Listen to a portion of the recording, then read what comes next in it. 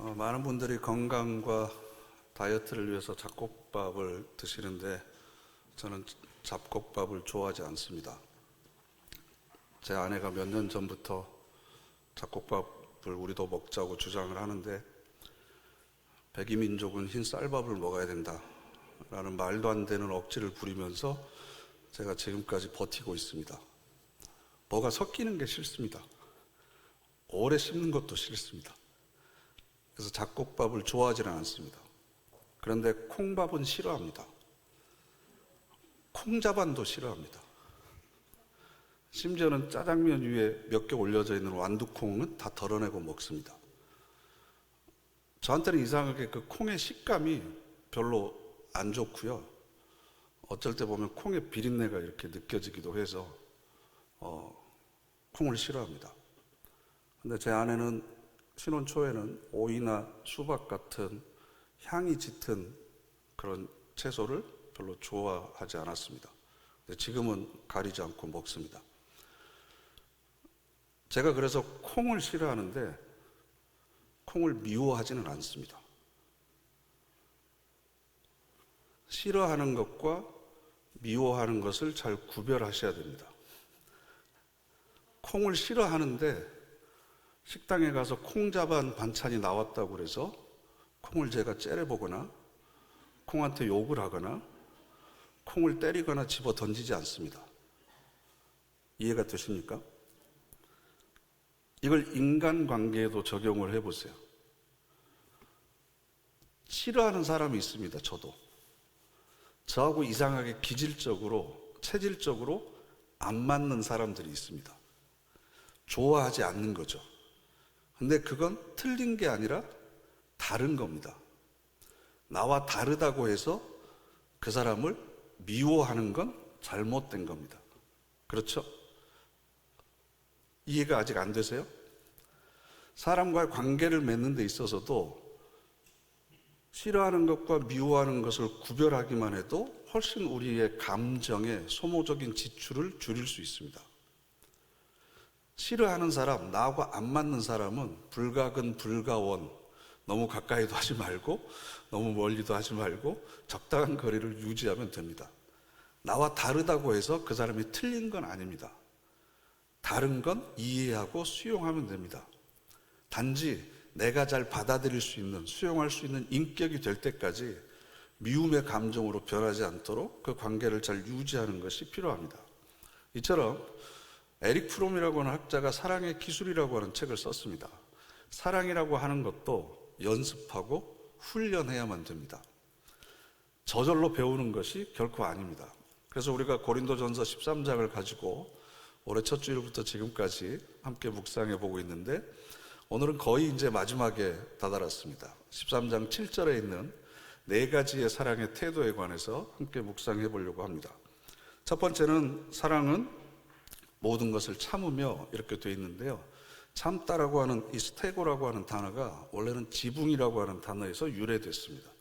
그래서 13장 4절에 있는 사랑은 오래 참고 할 때의 참음과 7절에 있는 참음은 그 의미가 다릅니다. 7절은 덮어주는 겁니다. 비밀로 하는 겁니다. 그래서 사람들은 상대방의 약점이나 허물이 있음에도 불구하고 그 모든 것을 덮어주고 참아주고 나아질 때까지 기다려주는 것을 의미합니다.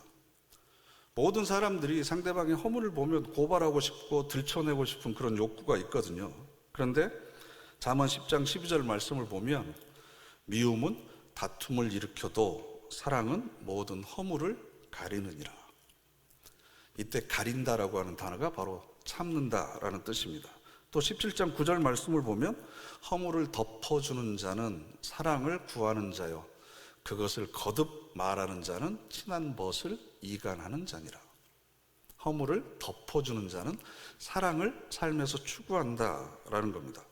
그래서 혹시 여러분 이웃 중에 성도 중에 부족하거나 허물이 보이면 여러분들은 어떻게 하십니까? 지적하거나 충고합니다. 그런데 지적하거나 충고하면, 조언하면 그 사람이 바뀔까요? 여러분들 지금까지 살아오시면서 다른 사람의 충고나 조언을 듣고 여러분의 삶의 방향을 바꿔보신 적이 있습니까? 모든 사람들이 확증 편향을 가지고 있어서 자기가 듣고 싶어하는 얘기만 듣습니다. 예를 들어서 우리 장로님들, 원로 장로님들이나 권사님들 30년 이상 교회를 다니셨는데 주일 낮 예배를 빠지지 않고 들으면 1년에 50번 정도의 설교를 듣습니다. 그죠? 10년 동안 교회를 다니면서 들으면 설교를 500번 정도 듣습니다. 30년 동안 신앙생활을 하셨으면 1500번의 설교를 듣는 겁니다. 그런데 주일 오후 예배, 주중에 수요 예배나 금요 예배 한 번 예배를 들었으면 30년 동안 4500번의 설교를 들었습니다. 30년 이상 신앙생활 하신 분들 4500번의 설교를 들었는데 그러면 그 중에 1%라도 45가지라도 여러분들의 삶의 변화가 있었습니까? 설교는 하나님의 말씀이고 우리를 향한 충고와 조언이잖아요. 그렇게 수없이 수십 년 동안 그 많은 충고와 조언을 들었는데 여러분들의 삶이 과연 얼마나 바꿔졌습니까? 충고나 조언을 통해서 사람은 변화되지 않는다라는 이 진리를 증거하는 산 증인들이 바로 여러분들입니다. 그래서 때로는 저는 설교 무용론을 주장하기도 했습니다. 그렇게 설교를 해도 사람들이 안 바뀌니까, 아니 설교를 하는 나도 안 바뀌는데 설교를 듣는 사람이 바뀌겠습니까? 근데 왜 우리는 충고를 하고 조언을 할까요? 너는 모르지? 나는 알아. 너 안 해봤지? 나는 해봤어. 그러니까 너보다는 내가 더 잘났어. 내가 더 우월해. 과시하기 위해서입니다. 정말 그 사람을 사랑한다면 충고하고 조언하는 것이 아니라 가장 현명한 방법이 뭔 줄 아세요? 깨달을 때까지 기다려주는 겁니다. 스스로 깨달아야만 변화에 대한 동기부여가 되는 겁니다. 그런데 우리는 성질이 급해서 그 사람을 사랑하고 그 사람을 위한다는 명분 아래 자꾸 지적하고 충고하고 조언합니다. 근데 인간은요, 자율성이라고 하는 게 있어서 하려고 했던 것도 누가 시키면 하기 싫어집니다. 그죠?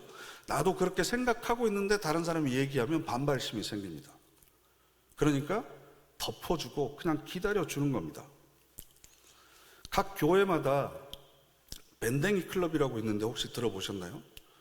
제가 능동교회 부임한 지 이제 3개월째 돼가는데 있는지 없는지 제가 잘 모르겠습니다. 이 밴댕이 클럽의 회원 조건이 있습니다. 속이 일단 좁아 터져야 되고요. 늘 쫀쫀하게 살아야 되고 주일날 교회에 오면 적어도 불평거리 3개 이상을 찾아낼 수 있는 능력이 있어야 됩니다. 그리고 작은 일에 섭섭해지고 남의 장점보다는 단점을 잘 보고 격려하기보다는 흠 잡는 데 익숙하고 점점 맞다 틀리다 간섭하는 소리가 많아지면 여러분들은 이미 밴댕이 클럽 회원에 가입하고 계십니다. 아직 없죠?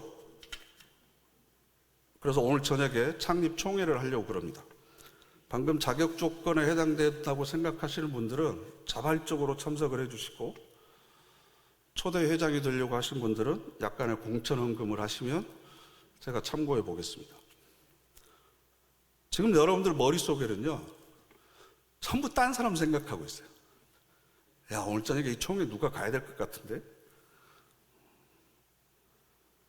그런데 이 덮어주는 것, 참아주는 건요, 거기서 끝나는 것이 아니라 그 짐을 내가 대신 짊어지는 것을 의미합니다. 예수님이 우리에게 보여주신 삶의 태도가 그렇습니다. 베드로전서 2장 24절 말씀을 보면 친히 나무에 달려 그 몸으로 우리의 죄를 담당하셨습니다. 우리 죄를 고발하지 않았습니다. 스피커처럼 떠들지 않았습니다. 우리가 감당해야 될 것을 대신해서 짊어지셨습니다. 그래서 이사야 53장 5절 이하에 보면 그가 찔림은 우리의 허물 때문이고 그가 상함은 우리의 죄악 때문입니다. 우리의 허물과 죄악 때문에 내가 상해야 되고 내가 찔려야 되는데 그걸 대신해서 덮어주고 견뎌주는 겁니다. 뿐만 아니라 여호와께서 우리 모두의 죄악을 그에게 담당시키셨도다. 대신해서 짊어지는 겁니다. 그래서 사도 바울이 갈라디아 교인들에게 너희가 짐을 서로 지라 그리하면 그리스도의 법을 성취할 것이다. 서로 짐을 지는 게 그리스도의 법을 이루는 방법이라는 거죠. 들춰내고 지적하고 떠들어대고 여러 번 반복해서 그 사람 무참하게 짓밟고, 이게 그리스도의 법이 아니고 덮어주고 감춰주고 깨달을 때까지 기다려주고, 그 사람이 감당해야 될 짐이 있으면 내가 대신해서 져주는 것. 그래서 예수님의 제자들 가운데 가장 이 사랑을 많이 받은 사람이 누구겠습니까? 베드로입니다. 그래서 베드로가 말년에 이렇게 고백하죠. 무엇보다도 뜨겁게 서로 사랑할지니 사랑은 허다한 죄를 덮느니라. 예수님을 배신하고 저주까지 했음에도 불구하고 예수님의 사랑 때문에 베드로의 죄가 덮어졌을 뿐만 아니라 새로운 삶을 살게 되었습니다. 그 사랑이 우리에게 필요합니다. 두 번째로, 사랑은 모든 것을 믿습니다. 피스티오라고 하는 단어인데요, 피스티스라고 하는 단어에서 파생됐습니다. 신뢰하다, 의지하다, 위탁하다라는 뜻입니다. 젊은 남녀가 서로 사랑에 빠지면 얼굴에 있는 곰보도 보조개로 보인다고 그러잖아요. 눈에 콩깍지가 씌어서 뭐든지 다 멋있게 보입니다. 그것을 아가페 사랑이라고 하지 않습니다. 성경을 보면 정말 부끄럽고 좀 추한 내용들이 많이 나옵니다. 만일 제가 우리 가문의 역사를 쓰라고 그러거나 우리 민족의 역사를 쓰라고 그러면 그런 얘기들은 다 뺄 것 같아요. 그런데 구약 성경을 보면 인간의 죄, 속임수, 부패, 그리고 얼마나 썩어 있는지 이 모든 실상을 온전히 다 드러냅니다.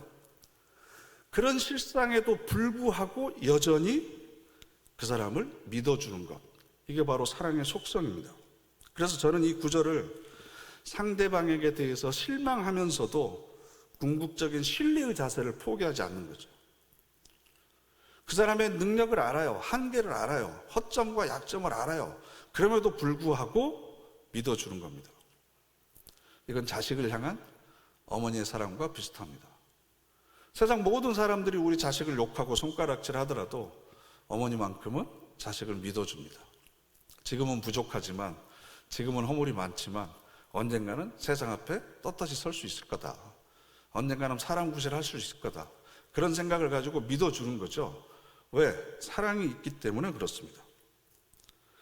그래서 불철주야 교회 나오지 않는 불신 남편을 위해서 기도하는 아내도 바로 그런 사랑이 있기 때문이죠. 제가 부목사로 어느 교회를 섬기고 있는데요, 새벽 기도할 때마다 권사님이 검정 비닐봉지에 뭘 이렇게 들고 오세요. 처음에는 뭔지 잘 몰랐는데 나중에 알고 보니까 남편 신발을 이렇게 들고 오시는 거예요. 그래가지고 뒤에다가 놔두고 와서 기도하세요. 그래서 왜 저러실까? 그래서 제가 어쩌다가 한번 기도 소리를 듣게 됐는데요, 뭐라고 기도하는 줄 아세요? 하나님, 오늘 또 그 인간 신발만 왔어요. 언제 신발 주인도 오게 해주세요. 그러면서 기도하는 겁니다. 지금 그분 나오고 계시는지 안 나오고 계시는지를 모르겠습니다. 지금 사정과 형편을 모르는 게 아니에요. 현실을 제대로 직시할 수 있습니다. 그러나 그럼에도 불구하고 앞으로 나아질 것을 믿어주는 겁니다. 그래서 이런 사랑을 최악의 상황 속에서도 상대방의 최선을 믿어주는 겁니다. 누구나 실수할 수 있습니다. 그런데 그런 과정을 통해서 우리가 성숙해지잖아요. 주변에 여러분들이 사랑하는 마음을 가지고 관심을 가지고 지켜보고 있는데 도무지 내 양에 차지 않는 사람이 있죠. 없으세요? 그런 사람들 있잖아요. 얼굴 한번 떠올려 보세요. 어쩌면 결정을 해도 맨날 그런 결정을 하는지, 하는 것마다 어수룩해 보이고 결점투성인 것처럼 보이고 내 기준으로 보면 미달이지만, 그래도 그 사람은 그 사람 나름대로 최선의 노력을 하고 있고 최고의 선택을 하고 있다고 믿어주는 겁니다. 내 기준대로 판단하는 것이 아닙니다. 우리가 이 자리에 있기까지 나의 부족함과 허물에도 불구하고 내가 최선을 다해서 살고 있고 최고의 선택을 하고 있다고 믿어주신 분들이 분명히 여러분들 옆에 계셨습니다. 그분들의 지지와 격려와 응원이 있었기 때문에 사실은 여러분들이 지금 이 자리에 있는 겁니다. 그 사랑이 그 믿음을 가능하게 했습니다. 그래서 사랑의 안경을 가지고 보기 시작하면 결점투성이에게도 장점이 보이기 시작합니다. 그 사람이 가지고 있는 탁월성, 그 사람만이 가지고 있는 유일성이 보이기 시작하고 그 사람에게서만 찾을 수 있는 독창성이 보이기 시작합니다. 그런 게 전혀 안 보인다는 건 아직 내가 그 사람을 충분히 사랑하고 있지 못하다는 겁니다. 좀 더 노골적으로 말씀드리면 그 인간이 문제가 아니라 내 사랑의 계좌가 텅텅 비어 있다라는 겁니다. 예수님이 시몬 베드로를 만나서 처음에 뭐라고 말씀하셨어요? 네가 요한의 아들 시몬이니 장차 게바라 하리라. 이 게바는 아람어인데 이걸 헬라어로 하면 베드로예요. 베드로는 무슨 뜻이죠? 반석이라는 뜻입니다. 베드로는 좌충우돌했죠. 혈기가 앞섰고 말이 앞섰고 그리고 자기가 했던 말에 대해서 책임도 못 지고 어디로 튈지 모르는 럭비공이잖아요. 그런데 사랑의 눈으로 보니까 그 사람 안에 반석의 잠재력이 보이는 거죠. 가능성이 보이는 거죠. 그리고 그런 믿음의 시각대로 베드로는 초대교회의 반석의 역할을 감당했습니다. 사마리아 수가성에서 만났던 여인, 남자가 5명이나 있었고 지금 살고 있는 남자도 본인의 남편이 아닙니다. 그래서 사람들의 시선이 무서워서 대낮 떼약볕에 나와서 우물에서 물을 길어갑니다. 그런데 예수님께서 그 여인을 만나서 신약성경을 사복음서에 그 어느 누구와도 하지 않았던 길고 긴 대화를 하십니다.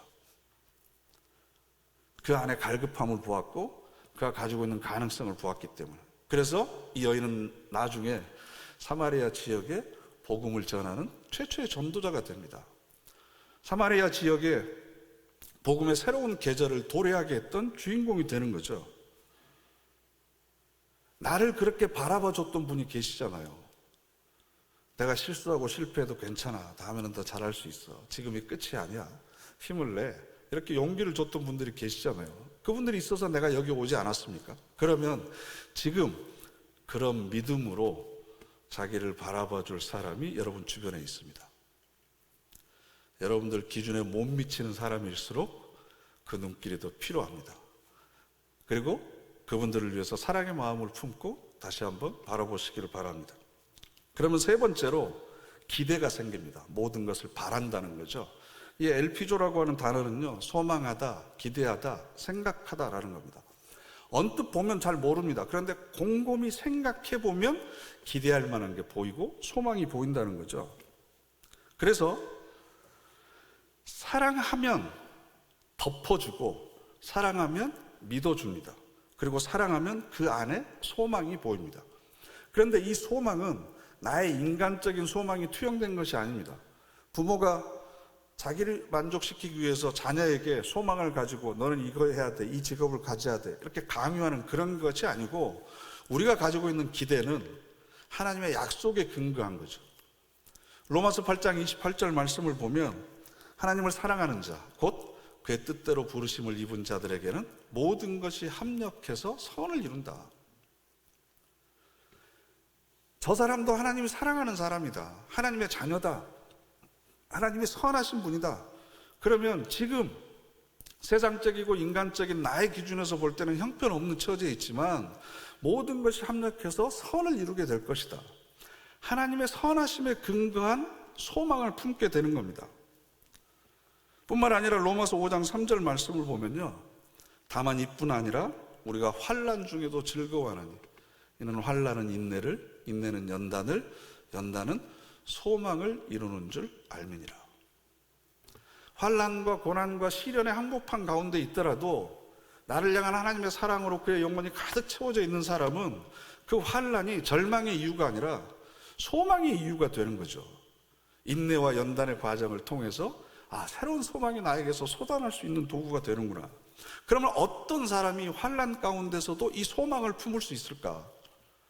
성경에는 이렇게 기록되어 있는데 나는 왜 지금 이 고난과 시련 가운데서도 소망이 생기지 않을까? 그 이유가 바로 5장 5절입니다. 소망이 우리를 부끄럽게 하지 아니하면 우리에게 주신 성령으로 말미암아 하나님의 사랑이 우리 마음에 부은 바 됨이니. 하나님의 사랑이 우리 마음에 부어져서 전에 말씀드린 대로 하나님의 사랑으로 우리 사랑의 계좌가 가득 차 있잖아요. 그러면 환난이 우리를 넘어뜨리지 못합니다. 왜? 나는 하나님의 자녀라고 하는 자존감이 있으니까. 세상에 아무리 큰 권력과 힘을 가지고 내 생명을 위협한다고 하더라도 나는 하나님의 자녀야. 하나님이 나를 사랑하고 계셔. 그것 때문에 무너지거나 도망가지 않습니다. 직면합니다. 인내하고 연단의 과정을 통해서 소망을 갖게 되는 겁니다. 그러면 환난이나 시련을 우리가 버티지 못하는 이유는 고난이 너무 힘들거나 환경과 조건이 나를 몰아붙이거나 그게 아니고 성령으로 말미암아 내 마음에 하나님의 사랑이 부어져 있지 않습니다. 하나님과의 깊은 교제 가운데 그 사랑으로 내 영혼이 충족함을 누리고 있지 못하는 겁니다. 그러니까 이 기대, 이 소망, 바람, 이것은 죽음까지도 뛰어넘습니다. 왜?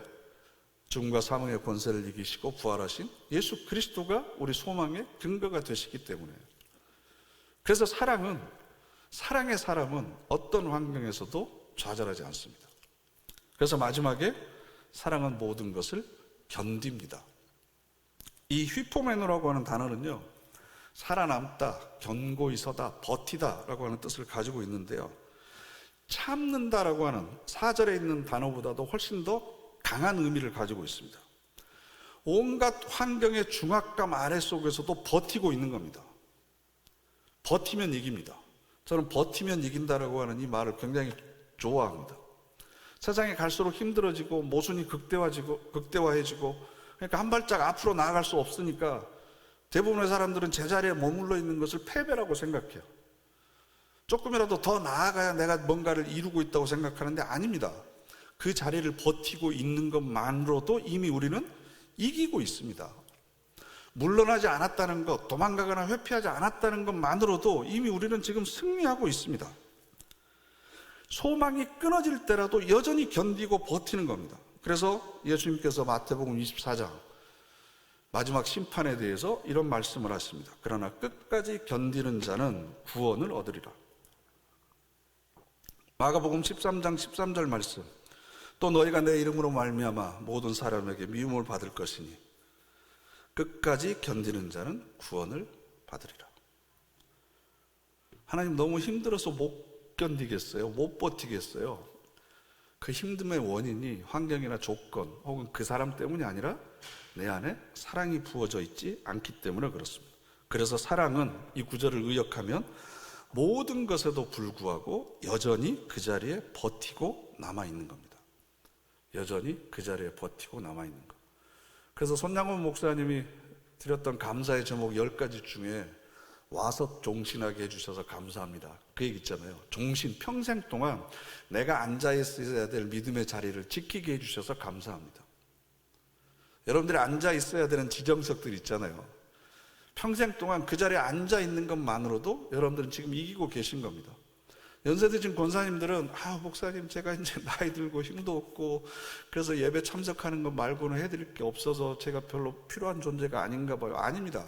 그 자리를 지키고 앉아있는 것으로 이미 여러분들은 이기고 계시는 거예요. 버티는 겁니다. 그래서 히브리서 11장 말씀을 보면 초대교회에서 박해를 당했던 사람들이 더 나은 부활을 얻고자 해서 풀려나기를 원하지 않았습니다. 더 큰 영광을 얻기 위해서 오히려 고난을 자초했습니다. 여러분, 채찍질, 결박, 옥에 갇히는 시련, 돌로 치는 것, 톱으로 켜는 것 생각만 해도 끔찍하지 않습니까? 그런데 피하지 않았습니다. 견뎌냈습니다. 왜? 성령으로 말미암아 하나님의 사랑이 그의 마음에 부은 바 되었기 때문에. 자신의 의지나 결단으로 그 상황을 견디고 버틴 게 아니라 하나님께서 함께 버텨주셨기 때문에 가능했습니다. 그래서 사랑은 강력합니다. 어떤 것보다도 적극적입니다. 사랑은 그래서 결코 없어지지 않습니다. 그리고 이런 그리스도인들의 사랑으로 역사의 물줄기가 바뀌게 되는 겁니다. 여러분, 지금까지 나를 못 견디게 했던 사람들 생각나시죠? 나 때문에 못 견디하고 있는 사람도 생각나시죠? 근데 그런 나를 지금까지 견디고 계신 하나님을 한번 생각을 해보세요. 하나님께서 여전히 그런 나를 지금도 견뎌주고 계세요. 내 안에 사랑이 넘쳐나면 우리는 어떤 상황에서도 그 자리를 지킬 수 있습니다. 그런데 이 고린도전서 13장 7절에서 제가 제일 거슬리는 단어, 저한테 고난이 있으면 지우개로 지워버리고 싶은 단어가 하나 있습니다. 그게 바로 모든 것이라는 단어입니다. 모든 것. 모든 것을 덮어주고 믿고 바라고 견딘다. 이 네 가지는 우리가 할 수 있잖아요. 근데 모든 것이 들어가니까 어려워지는 거죠. 내가 선택해서 내가 친한 사람만 내가 하고 싶을 때 참고 견디는 걸 우리 할 수 있습니다. 그런데 모든 겁니다. 모든 것. 피해 나갈 가능성을 이 말씀 자체가 차단해 버렸습니다. 우리를 지켜보고 계시는 하나님이 나를 덮어주는 것을 한번 생각해 보세요. 그러면 나도 모든 것을 덮어줄 수 있습니다. 내가 나를 잘 알잖아요. 내가 얼마나 형편없는 존재고 얼마나 가능성 없는 존재인지. 하나님이 만일 그걸 덮어주지 않고 여기서 들춰낸다고 한번 생각을 해보세요. 생각만 해도 끔찍하지 않습니까? 그런데 하나님이 내 모든 걸 덮어주고 계세요, 지금. 그리고 나의 이런 무능함과 이런 연약함에도 불구하고 여전히 나를 믿어주고 계세요. 나를 믿는 자는 내가 한 일도 하겠고 나보다 더 큰 일도 할 것이다.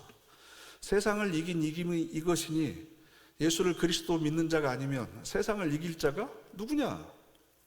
히브리서 11장 38절 말씀, 이런 사람은 세상이 감당치 못하더라.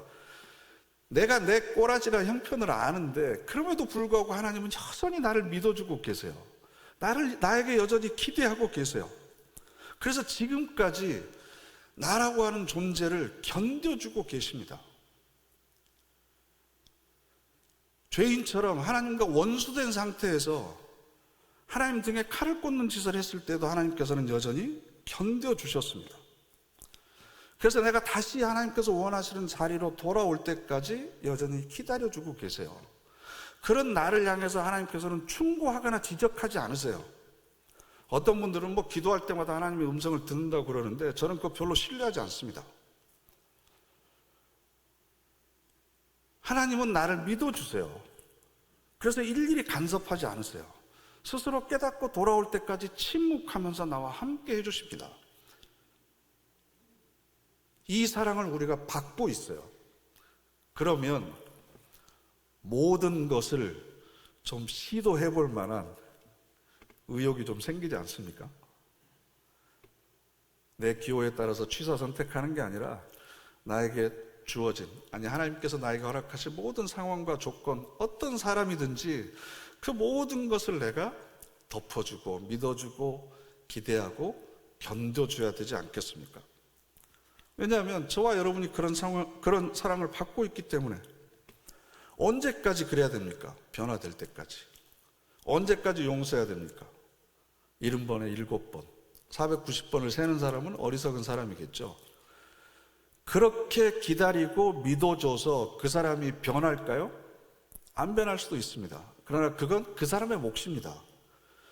그런 과정을 통해서, 즉 모든 것을 덮어주고 믿어주고 견뎌주고 바라는 그 과정을 통해서 내가 사랑의 사람으로 성숙하는 게 중요합니다. 그런데 우리는 내가 그런 사람이 되는 것에 관심이 없고, 내가 그렇게 해주면 내가 왜 저 사람한테 혜택을 베풀어야 돼?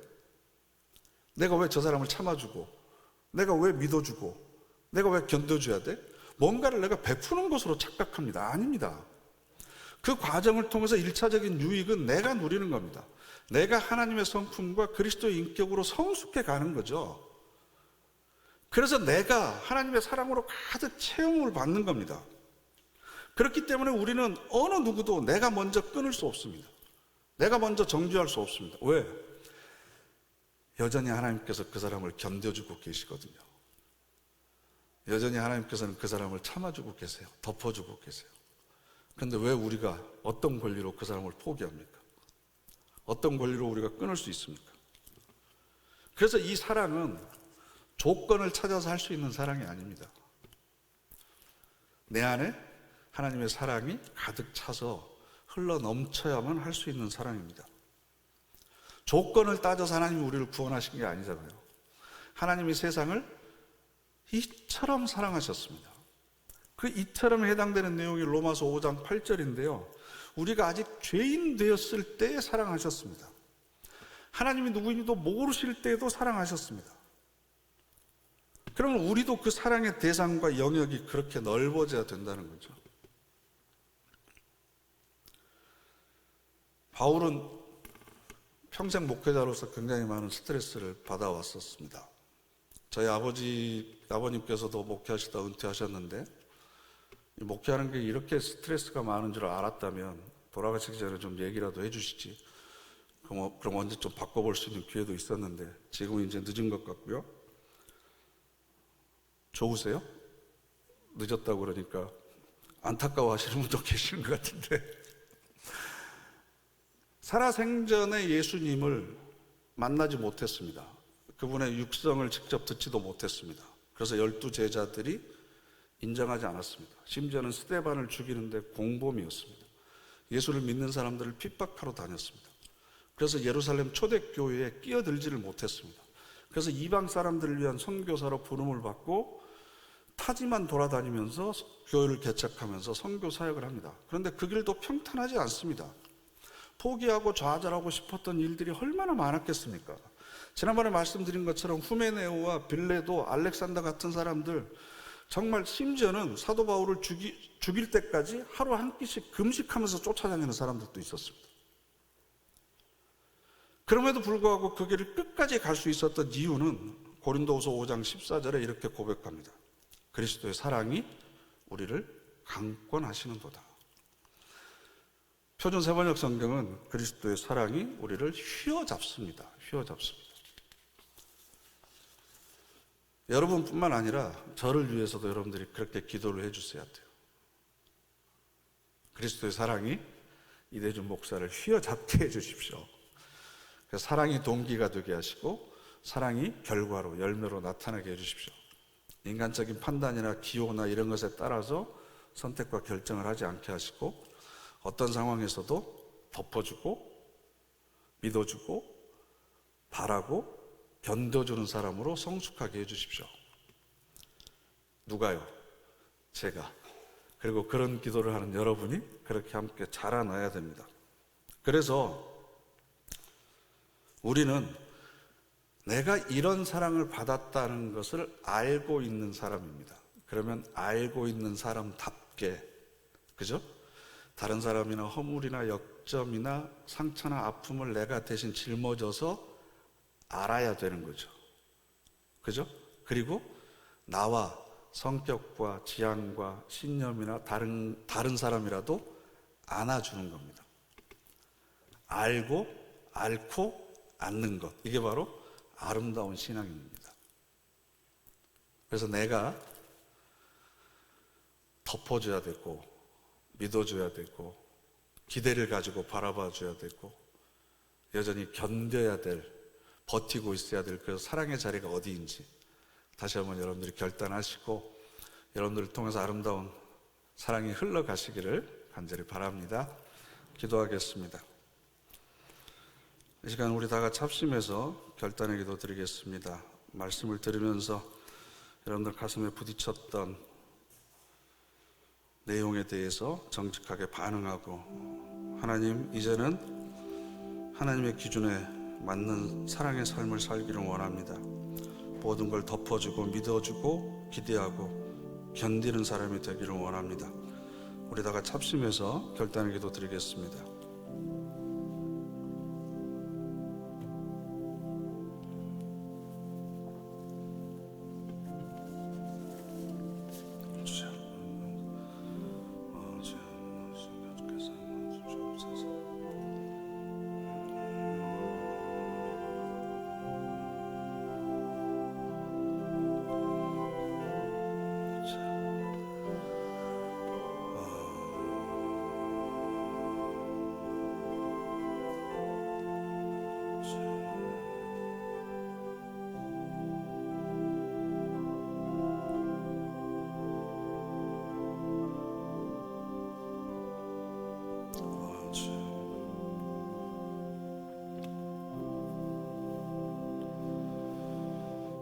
사랑의 하나님, 저희들의 능력과 의지로는 이 사랑이 불가능합니다.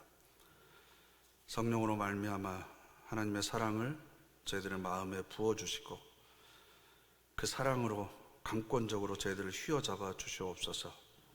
그래야 모든 것을 덮어주고 믿고 모든 것을 바라며 모든 것을 견디는 사랑의 사람으로 또 그런 공동체로 성장하게 하옵소서.